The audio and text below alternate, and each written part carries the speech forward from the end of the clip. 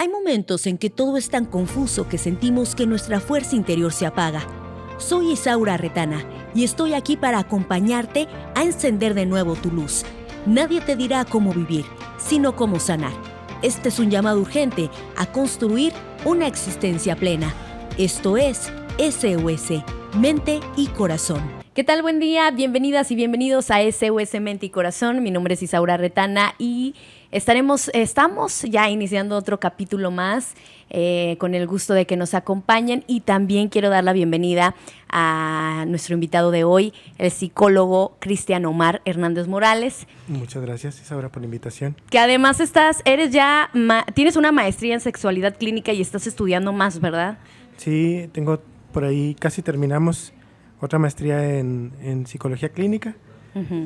Según íbamos a terminar este mes, pero ya nos la alargaron otros 2. Vamos a tener que darle otro ratito. A seguirle al estudio. ¿Te gusta entonces mucho prepararte, verdad? Sí, está chido. Qué bueno. Y qué mejor que estés siendo parte del equipo que colabora en SOS Mente y Corazón. Te agradezco mucho porque sé que nos dedicas tu tiempo y además tus conocimientos. Muchas gracias por la invitación, por tomarme en cuenta. Cristian, pues bueno, queremos hablar de un tema que actualmente se conoce poco, creo que en el término, pero estamos más familiarizados de lo que creemos con la masculinidad alternativa o las masculinidades. Para empezar, para la gente que apenas está conociendo o escuchando del término, ¿qué son las masculinidades? Ya, mira, a lo mejor ahí tendríamos que partir de conceptos como lo que es el género. Okay. Luego, cuando hablamos de género, se suele confundir con el sexo, con este otro término. El sexo, digamos que es este término que nos permite entender la, entre comillas, diferencia entre ser hombre o ser mujer. Biológicamente, desde digamos. la parte biológica y fisiológica, que ahí tendríamos que meternos en un rollo de cromosomas y entender que no solo es a lo mejor hombre-mujer y que hay otras variantes, pero eso ya va por otro lugar. Uh-huh. En cuanto al sexo es eso. En cuanto al género, el género es una construcción social que hacemos sobre nuestros cuerpos, mientras que el sexo es algo, digamos, nato, uh-huh, y que a fin de cuentas también le hacemos algunas atribuciones sociales. El género es totalmente social, es una construcción que se hace a partir de lo que se ve, ¿no? Si vemos por ahí un pene en el niño, entonces le decimos niño y le asignamos ciertos roles, ciertas como expectativas. Y si tiene vagina, vulva, uh-huh, entonces le asignamos otros roles y le asignamos otras expectativas. Uh-huh. En cuanto a la masculinidad, pues a este niño que se le encuentra a lo mejor un pene, se le asigna este género de lo masculino, aunque cabe señalar que tal vez no todas las personas que ejerzan una masculinidad pues no necesariamente tendrían que tener pene, pero eso, uh-huh, ya estaremos profundizando un poquito más para adelante. Entonces, lo masculino es una asignación social que le hacemos a nuestros cuerpos, particularmente al de los hombres. ¿Y cómo es que se ha modificado? Porque yo también tengo entendido que va relacionado a los roles que ejerce, o bueno, se han modificado el antes y el después. ¿Cómo han cambiado? Sí, mira, de hecho, el género es una construcción social que aparte cambia conforme pasa el tiempo, o sea, es algo que es subjetivo y se mueve según el momento histórico y también según su situación geográfica, ¿no? Okay. O sea, incluso el día de hoy, al 2023, no podemos decir que existe una masculinidad igual, uh-huh, en Durango y en la Guajolota, en el Mezquital. Seguramente la construcción masculina es rotundamente distinta. Hay otras expectativas en uno y hay otras expectativas en el otro. Simplemente, ¿no? Al hablar de la zona urbana y medio rural, se concibe los roles del hombre de forma distinta, ¿no? Justo, ahí, uh-huh, cambia entonces la construcción, justo porque hay una cultura un tanto diferente, porque al final ese género lo construye la sociedad que rodea a esa persona, ¿no? Uh-huh. Y si nos encontramos en una cultura distinta, pues vamos a ejercer diferente esa masculinidad. ¿Y qué tipos hay de masculinidades? Yo creo que son incontables, hay, uh-huh, muchísimas. Cuando hablamos de masculinidades alternativas, la propuesta es pues que puedas elegir cómo lo quieres ejercer. Ahora sí, decía estos promocionales de Barbie, puede ser como... Ahorita que está todavía de moda. Sí, y aplica también para nosotros, pues, y la idea de este trabajo que ha tenido las instituciones que trabajan con las mujeres, principalmente, y las corrientes feministas y las corrientes que son también masculinistas, han trabajado mucho en construir masculinidades que estén libres de violencia, o incluso le ponen otro término que son masculinidades no tóxicas, ¿no? Ajá. ¿Por qué? Porque hemos encontrado que en este ejercicio de la construcción de ese, arquetipo de la masculinidad, pues ha existido mucho rollo de violencia dirigida hacia las personas, pero también dirigida hacia nosotros mismos, ¿no? Sí, es cierto, porque como que se les restringía mucho, ¿no?, a lo que tendrían que ser por el hecho de ser hombres o ser masculinos. Sí, hay un montón de exigencias. Y acá cabe poner otro término, fíjate. Hay algo a lo que se le conoce como masculinidad hegemónica. La masculinidad hegemónica, la hegemonía es algo que domina, por ejemplo, el español. Alguien que habla español en México habla un idioma que es hegemónico. ¿Por qué es hegemónico? Si tú prendes la televisión, vas a encontrar que en la tele van a hablar español, salvo que le aplastes ahí al zap y hagas algunas cosas, puede cambiar. Pero eso pasa en la tele. Vas y compras el periódico y te lo vas a encontrar en español. Así es. Nos vamos a cosas más complicadas. Vamos al kiosco multipago y necesitamos pagar algún trámite. Si no hablas español, no lo logras. No lo logras. Y aún hablando español a veces tampoco. Bueno, también, sí. Pero ahora, eso ya es otra historia. Imagina la gente que viene, justamente hablando de la guajolota, personas que hablan a lo mejor otro idioma que no es el español. Sí, claro, se les dificulta totalmente. Es más, hasta a mí me lo han platicado en directo cuando van y presentan una denuncia. De plano a veces ni quieren porque no pueden hacer su denuncia porque no hay un traductor, digamos. Sí, y vas al hospital y ahí he visto que hay algunas traductoras, pero aún así vas a batallar para recibir un servicio. Entonces, como el español es hegemónico, de alguna manera las personas que están integradas en esa sociedad quedan orilladas a entrarle al tema del español o de lo contrario se van a ver segregadas, ¿no? Okay. A eso se le conoce como violencia estructural. Okay.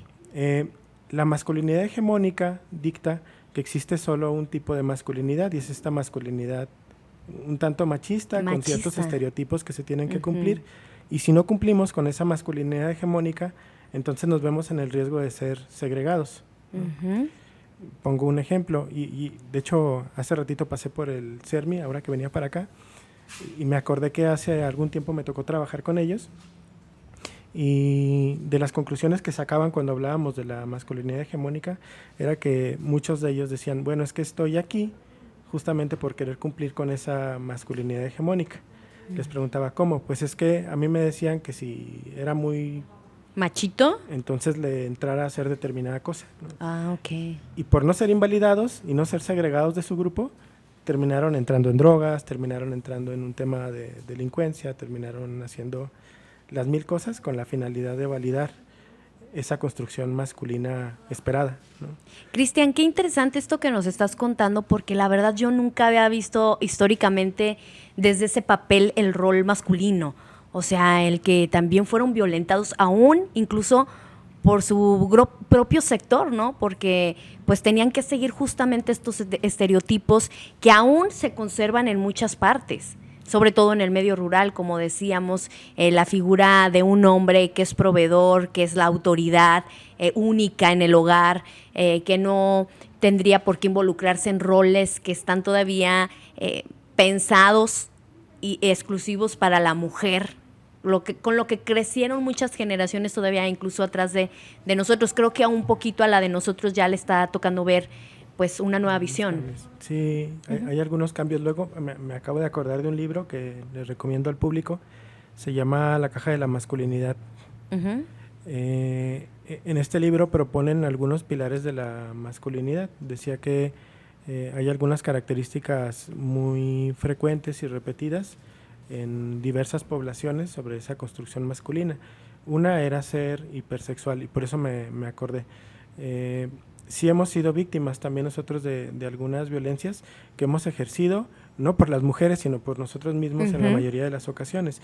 Y recuerdo, y no es un recuerdo de solo una persona, sino de varias, que luego fueron llevados por su papá, por el tío, a algún lugar donde a iniciarse en la sexualidad. Ajá. Y al final se comete algún tipo de abuso, algún tipo de violencia sexual, pero la cosa era que ese chavo de alguna manera demostrara su valía como hombre, ¿no? Y entonces ese es un sello que marca la hipersexualidad y una característica que entre comillas sirve para validar si eres masculino o no, entendiéndolo desde la masculinidad hegemónica, ¿no? Ajá. Hay otras cosas, como por ejemplo el ser proveedor, y esto nos lleva a un chorro de presión para tener que cumplir con todo el tema, la responsabilidad económico. De un hogar, la carga, ¿verdad?, que eso generaba, que ahora pues es más equilibrada. ¿Cómo es que se empieza a estudiar o a notar esto de las masculinidades? Porque es un término con el que no estamos tan familiarizados. ¿Tiene que ver con esta ola del feminismo también? Sí, de hecho surge del feminismo el estudio de las masculinidades. A partir de estas críticas que las mujeres empiezan a hacer, algunos hombres empiezan a interesarse. Y de hecho, antes de que los hombres empiecen a interesarse, algunas mujeres empiezan a escribir sobre cómo los hombres están viviéndose en las masculinidades y cómo de pronto también nosotros estamos de alguna manera siendo afectados por toda esa violencia estructural. Luego algunos hombres le empiezan a entrar. Creo que para la fecha seguimos muy en pañales. Sí. Hay pocos investigadores que le entran al tema, pero ya empieza a surgir más material, pues. Dentro de los cambios hay ciertos peligros, ¿no? Luego, seguido en los talleres que me toca atender, hay quien me dicen, oye, pero es que sí, la sociedad ha cambiado y cada vez somos menos machistas.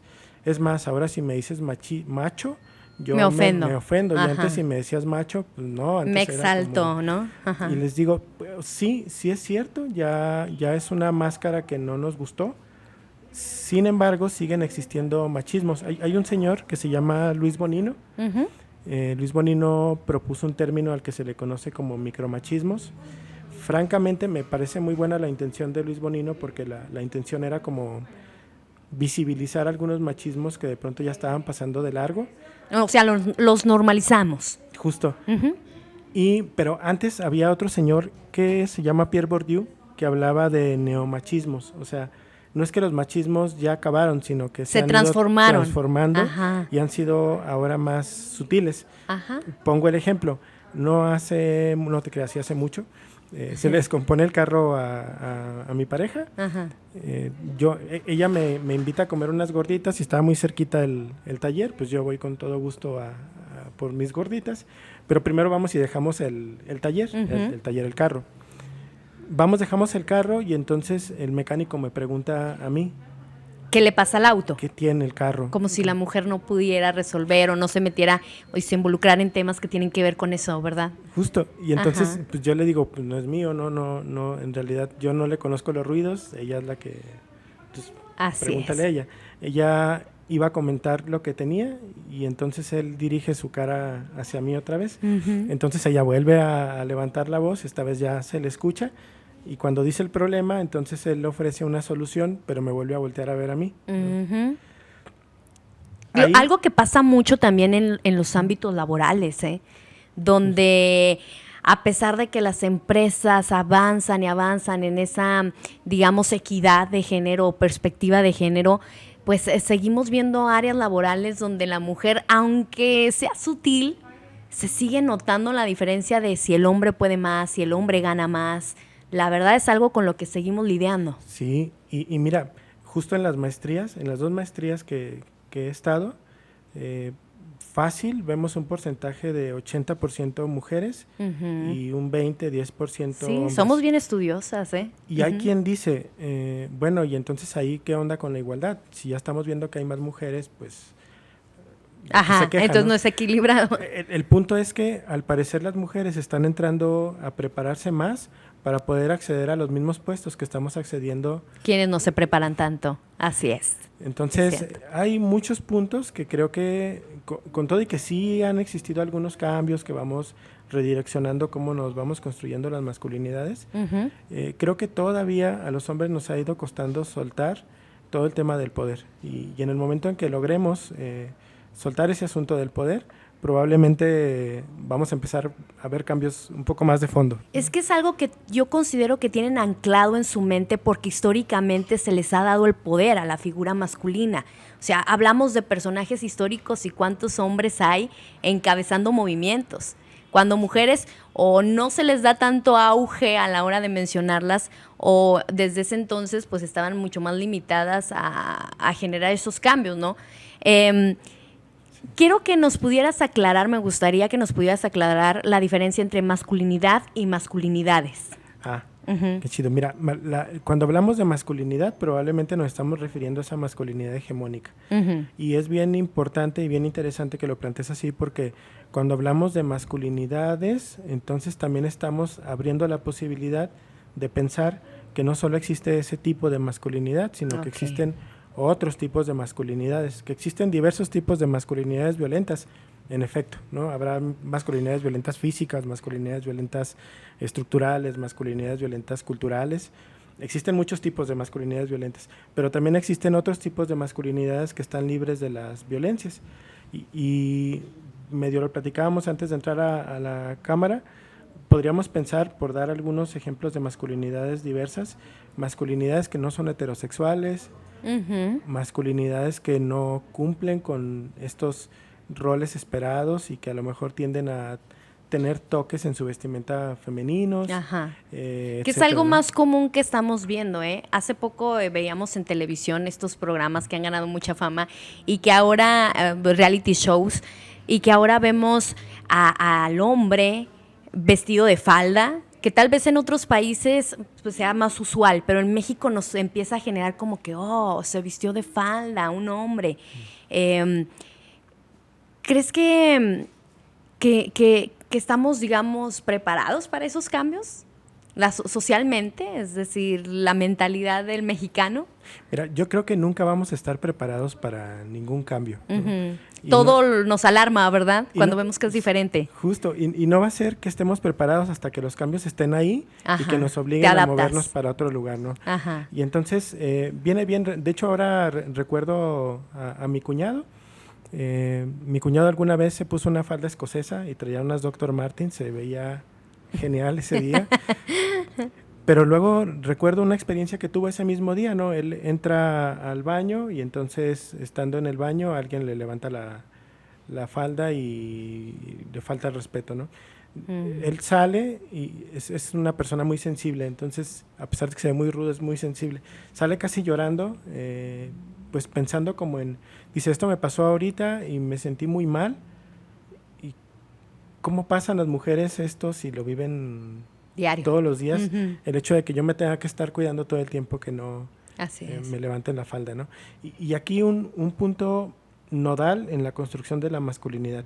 El punto de partida de la construcción de la masculinidad es lo femenino. Ok. Son como más empáticos, ¿no? Nos construimos nuestra masculinidad tratando de no parecernos en lo mínimo a lo femenino. Ese es nuestro punto de partida. En la medida que lleguemos a rozar en un poquito a la feminidad, entonces estamos corriendo el riesgo de caer de nuestra jerarquía de poder y ser feminizados. Mira, eso sí me resultó más confuso. A ver, pensando en la construcción del patriarcado. El patriarcado es un sistema jerárquico que otorga poder a determinados grupos y a otros no tantos, los va limitando de poder. El grupo más favorecido es el grupo de los hombres heterosexuales, por decirlo muy resumido, con poder. Pero abajo de ese grupo hay hombres heterosexuales sin poder. Ok. Luego abajo de los hombres heterosexuales con poder, a lo mejor podríamos encontrar a las mujeres, pero no nada más, no te creas, a las mujeres heterosexuales, ¿no? Okay. Y luego abajo de las mujeres heterosexuales, las mujeres homosexuales. Y abajo de ellas están los hombres homosexuales. ¿A poco? Una pregunta que me hacen frecuente es, pero ¿qué no sería hombres heterosexuales y luego abajo Sí, me planteé lo mismo. Homosexuales? No, porque un hombre homosexual se tiende a ver desde la cultura un tanto femenino. Que no es cierto. Habrá muchos hombres que son homosexuales que se ven súper masculinos, pero ese es el estereotipo. Y como se feminiza, entonces pierde todo el poder y se relega hasta la parte de abajo. Ok, pero ¿eso es una creencia como de antes o del patriarcado, como decías? Es del patriarcado, es una cosa sistemática. Ok. Y está en la búsqueda de como no romper con las hegemonías, ¿no? Que sea hombre, mujer, hijo, perro y gato. ¿Y quiénes siguen sosteniendo esa cultura? ¿Quiénes son machistas? La sociedad. Mira, la misma sociedad. Luego, para eso, me acuerdo mucho de una palabra, la palabra cantinflear. Cuando vamos al diccionario de la Real Academia de la Lengua, tú vas a ver que cantinflear sí está ahí. Sí, sí está ahí. A pesar de que suene a palabra no tan seria, no como para... que aparte en algún momento de la historia de México fue un neologismo. Ajá, sí. Pero es que cantinflear fue utilizado por la sociedad. Y como la sociedad lo fue usando, entonces la Real Academia de la Lengua se tuvo que adaptar consideró para allá. Así entonces, es. Todas las reglas sistemáticas que tenemos actualmente surgen porque están en la sociedad. Justo. Así es. Muy bien. Sí. Oye, ahorita que hablabas del término de hombres homosexuales, mujeres homosexuales, en concreto, ¿la masculinidad se sigue conservando aun cuando, o sea, sin importar la diversidad sexual?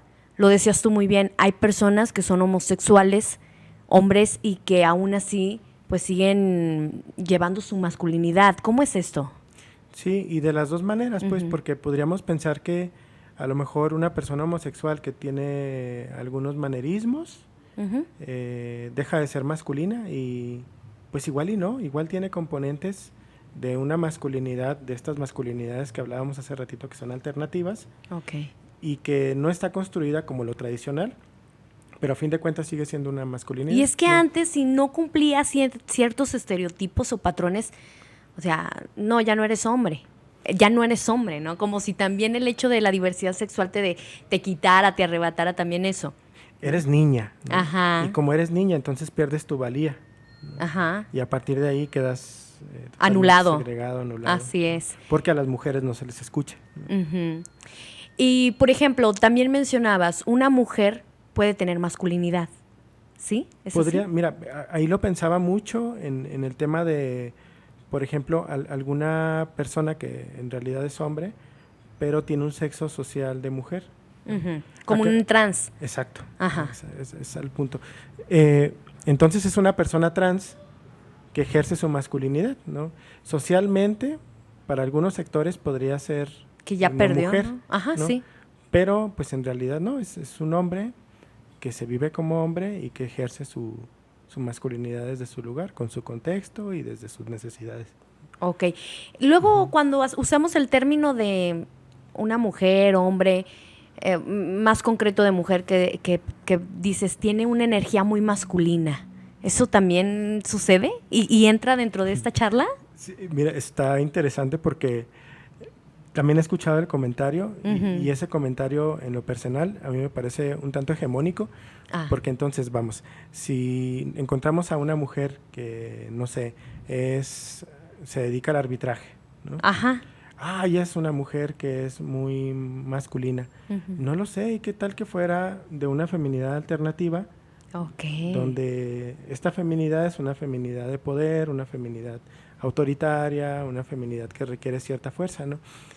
El punto con eso es que de pronto, si te fijas, se le asignan ciertas características a lo masculino y queremos que esas características... Etiquetas también, ¿no? Sí. El hombre es esto, la mujer es esto y ya, se acabó, no hay más. Y entonces limitamos tanto hombres como mujeres a vivirse en una manera o en otra manera, ¿no?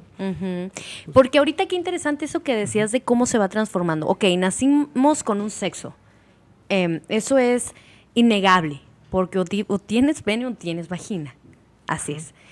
Ya el cómo te desarrolles como persona o lo que tú elijas en el camino, pues es la decisión que vas tomando, ¿verdad?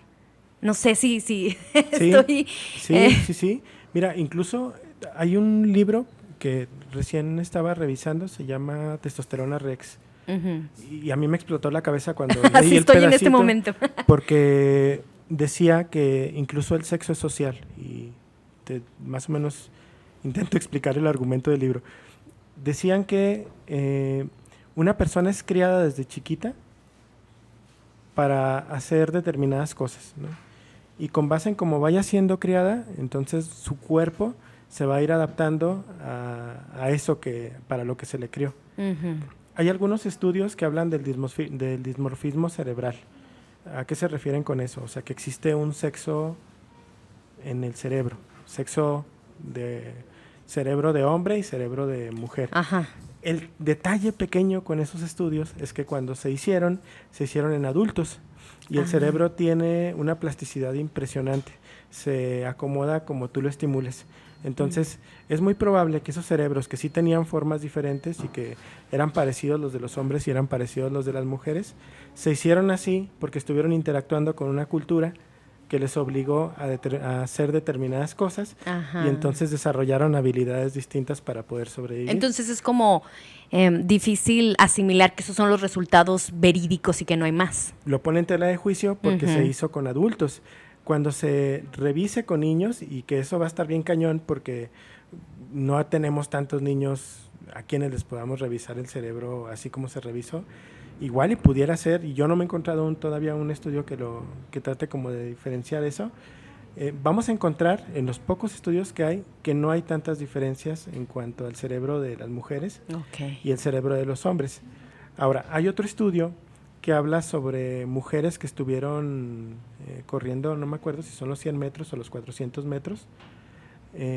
Las mujeres de 1970, por esos años, no corrían lo que las mujeres del día de hoy pueden correr.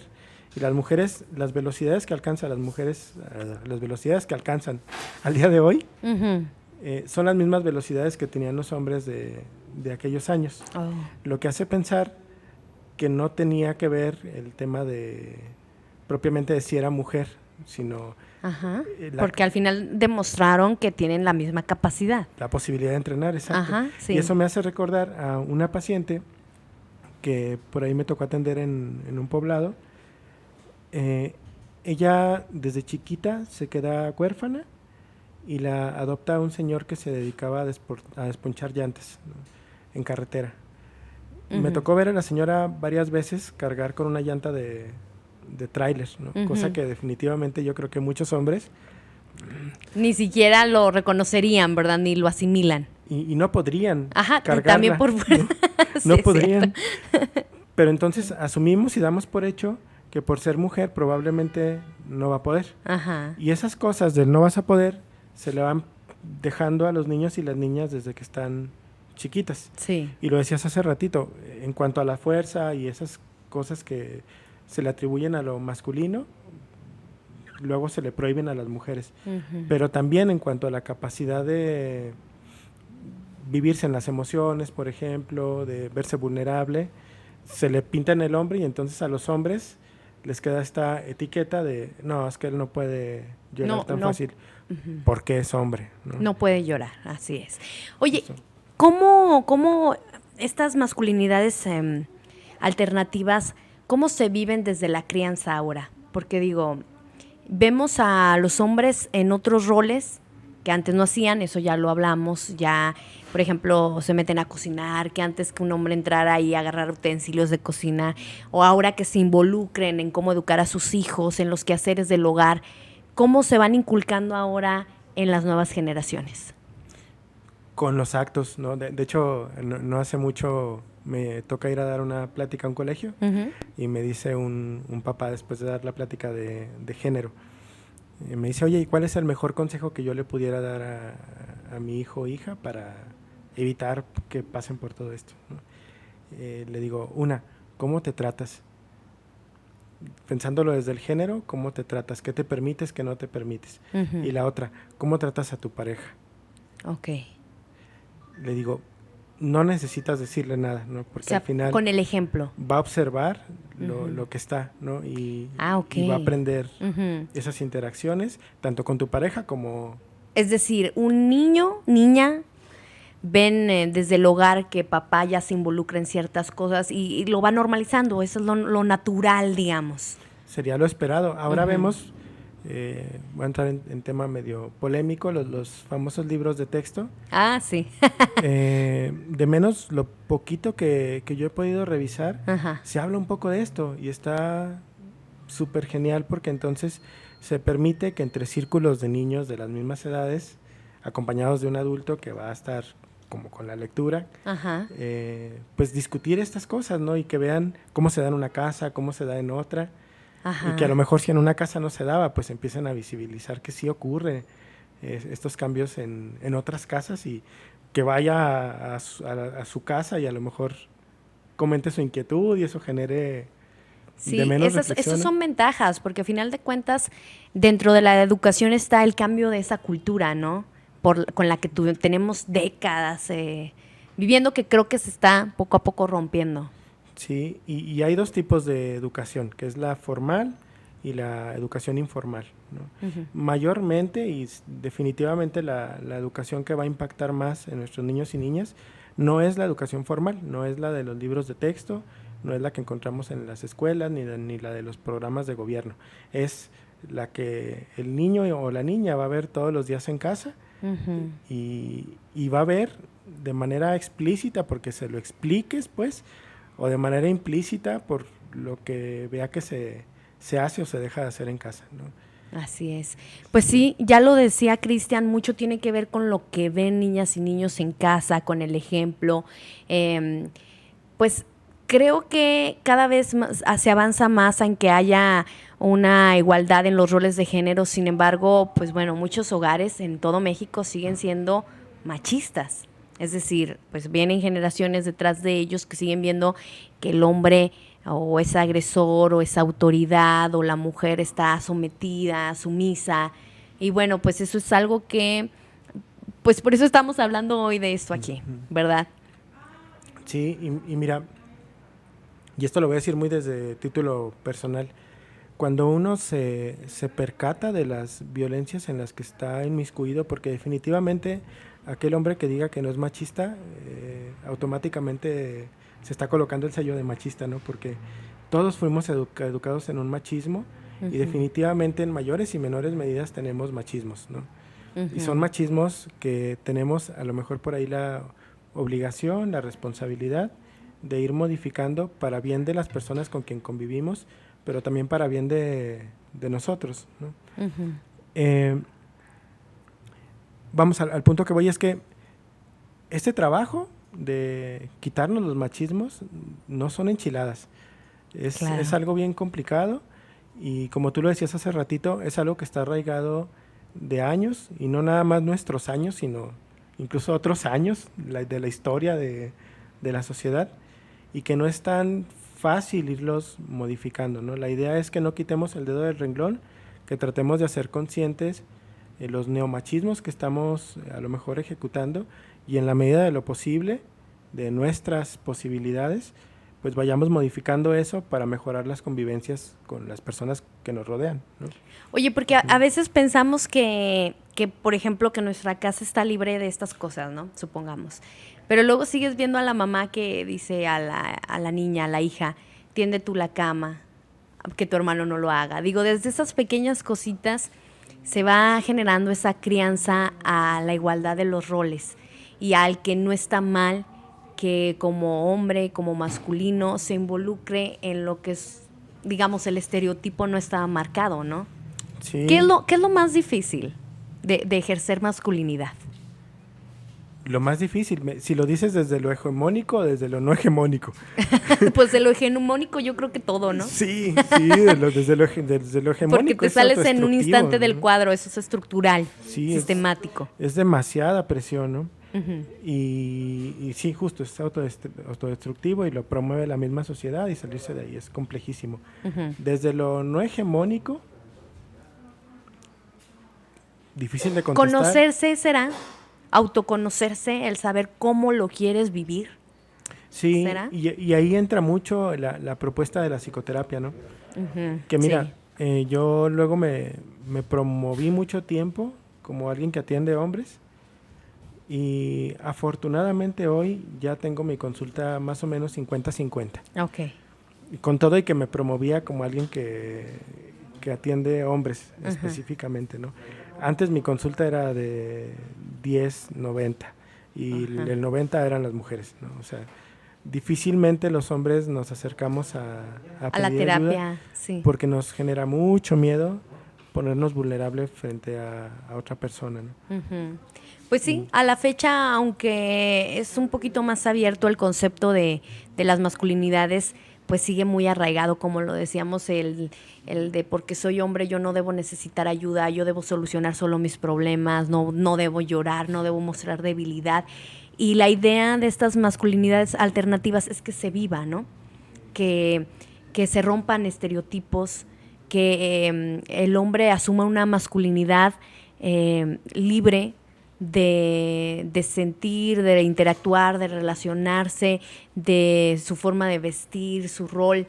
No sé, es muy amplio todo este tema, como para abordarlo en estos minutos, pero espero que les esté haciendo clic. Sí, y mira, luego me acordé de Octavio Paz, en el libro del laberinto de la soledad.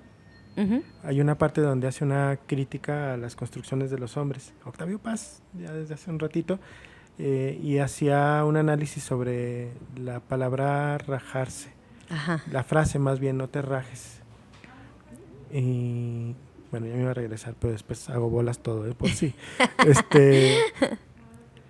No rajarse implica no cortarse, no adquirir una rajada, no adquirir una herida que no cicatriza, no adquirir una vulva. Entonces, cuando aquellos hombres decían no te rajes, a lo que se referían era a no seas mujer. Ahora sí me regreso a lo que te decía hace ratito. Si te fijas, mucho de cómo construimos nuestra masculinidad va orientado a evitar parecernos a las mujeres. Y en este afán de no parecernos a las mujeres, terminamos poniéndonos en riesgo a nosotros y en riesgo a otras personas. Y aparte de no rajarnos, si te fijas, muchas de las veces como un rol que tenemos y que parece que es bienvenido entre la sociedad, es ser cuidadores, protectores. Sí. Y eso nos hace como guerreros. Sí. ¿Pero qué es un guerrero? O sea, es alguien que va, pelea y muere. Prácticamente. O es héroe. Y si te fijas, está introducido en los discursos románticos. Por ejemplo, cuando un hombre está como en búsqueda de una pareja, entonces utilizamos la palabra conquistar. Decimos, mírala, está conquistando. ¿Y qué es conquistar? El verbo conquistar es apropiarte de alguien o algo sin su consentimiento. Órale. Como Roma conquistó toda Europa, algo así, ¿no? Y es una muestra como de ese poder, la logré conquistar. Y desde ahí nos relacionamos muchas veces. Y este lenguaje lo utilizamos en el cotidiano. Y aunque en algún punto podríamos decir, no, pues yo no ejerzo violencia, pero la conquisté. ¿Qué discurso hay de fondo y para dónde voy con eso, ¿no? Sí, es que, híjole, ya está como muy... es lo que decíamos, hay cosas que hemos normalizado y que ni siquiera entramos de raíz a analizar, pero que siguen ahí y se siguen transmitiendo, ¿no? Yo nunca me había puesto a pensar el por qué dicen la está conquistando y a mí nunca se me había hecho mal, digamos, mencionarlo, pero ahora que dices el significado, pues sí te quedas pensando, es cierto, o sea, dentro de todo, pues hay esos signitos de ese machismo, ¿no? De esa, pues, ¿qué sería? ¿Como mentalidad machista? Pues signos y arquetipos que van quedando ahí y que al final los replicamos y terminan siendo la antesala para conductas más fuertes, ¿no? Habrá quien diga, no, pero qué riguroso y qué minucioso es con las palabras. Pues tal vez sí, pero en la medida que cambiemos justamente esas palabras y esas pequeñas cosas, a lo mejor vamos a ir derribando algo que está más grande, más ¿no? anclado. Porque justamente está supernaturalizado, invisibilizado. Y al final, siendo esos guerreros y fuera de lo que ocurre con las mujeres, ¿a dónde vamos también nosotros, pues? ¿Hacia dónde nos dirigimos? Y aquí me voy a otro tema que creo que también es polémico ahora en Durango, y es el tema del suicidio. Muy seguido, el año pasado estuve yendo a dar algunos talleres con niños de secundaria. Digo niños porque era solo con niños. Y entonces yo les preguntaba, oigan, ¿y cuando ustedes se sienten tristes o sienten algo que les abruma, con quién lo comparten? ¿O lo comparten con alguien de aquí? Nada, difícilmente. Se lo callan. Luego sí había con quién lo compartían, pero por lo general era con la amiga. Entre hombres no existen redes de apoyo. ¿Por qué? Porque, bueno, al menos lo que escuché en esos chavitos de secundaria fue, es que si yo le platico a mi compañero, esto se va a convertir en una carrilla espectacular que me quiero evitar, sí o sí. Pero ¿es que son insensibles a ese tipo de temas o es que así fueron criados? Es que nos da miedo tocar esos temas, ¿no? Y como nos da mucho miedo, entonces aparece la ansiedad y la vía de escape, que es los chistes, que es la carreta, que es señalar que se vulneró, y entonces de esa manera me aseguro de que no se vuelva a vulnerar, porque esos temas entre nosotros no entran, porque si lo tocamos entre nosotros, corremos el riesgo de feminizarnos, y adivina qué ocurre si dos hombres intimidan. Pues se les tacha de homosexuales. Y ser homosexual dentro de la masculinidad hegemónica es lo peor, digamos. Perder otra vez en esta jerarquía de poder, es irnos hasta abajo, y es de riesgo. Y entonces eso hace que muchas veces nosotros no vayamos por redes de apoyo y terminemos en situaciones bien complicadas. Cierto es que la estadística nos dice que quien tiene más intentos de suicidio son las mujeres. Sí, pero se concretan más en los hombres, ¿no? Exacto. Es más letal. Y la razón por la que es más letal es dos cosas. Una, que nunca hubo un apoyo, y entonces, vamos, lo pudieron intentar varias veces, pero ni siquiera nos enteramos. Una. Y la segunda, como estamos súper asociados al tema del poder y la impulsividad y la efectividad, pues lo cometemos, ¿no? Híjole, Cristian, este tema sí que a mí me hizo mucho pensar en las cosas, y no me quiero imaginar también quienes están del otro lado. ¿Qué recomendación les dirías ya para cerrar a mujeres y hombres, porque todos estamos involucrados? Como los hombres deben involucrarse en lo que es el feminismo, y yo creo que más que criticarlo, empaparse del por qué se da esta ola que está moviendo mujeres, porque veo mucho a hombres diciendo las feminazis y por qué hacen esto y vandálicas, pero yo los invito a enterarse del por qué, que mueve esa ola de hartazgo, de la violencia que hemos vivido por décadas. Y yo simplemente la semana pasada que veía las noticias y que me enteraba del acoso que hay, del feminicidio, de todas, o sea, cada que ves noticias, alguna de ellas tiene que ver con la violencia de una mujer. Y yo ahí me preguntaba, ¿y todavía se cuestionan el por qué? ¿El por qué tanto enojo? Igual, de la misma forma, me gustaría que las mujeres nos empapáramos más de esta masculinidad alternativa que ahora los hombres pues están queriendo vivir, la mayoría, o no sé si la mayoría estadísticamente. Pero ¿qué le dirías a la sociedad con estos nuevos términos o con esta, pues, nueva ola, no sé cómo llamarlo, de pensamiento, de ideología, de cultura, de conciencia? Sí, mira, entender que los feminismos, porque también tendríamos que entender, así como las masculinidades, también existen distintos feminismos y corrientes feministas. Todos los feminismos, hasta donde yo entiendo, no van contra de los hombres. Hay unos radicales, pero otros que no. Efectivamente. Y van en búsqueda de la equidad, pues, y los métodos pues varían según la corriente, ¿no? Pero vamos, va con el fin de conseguir una equidad. No van ni contra los hombres, y tampoco van en pro de darle como un poder hegemónico a las mujeres, sino encontrar sociedades igualitarias, ¿no?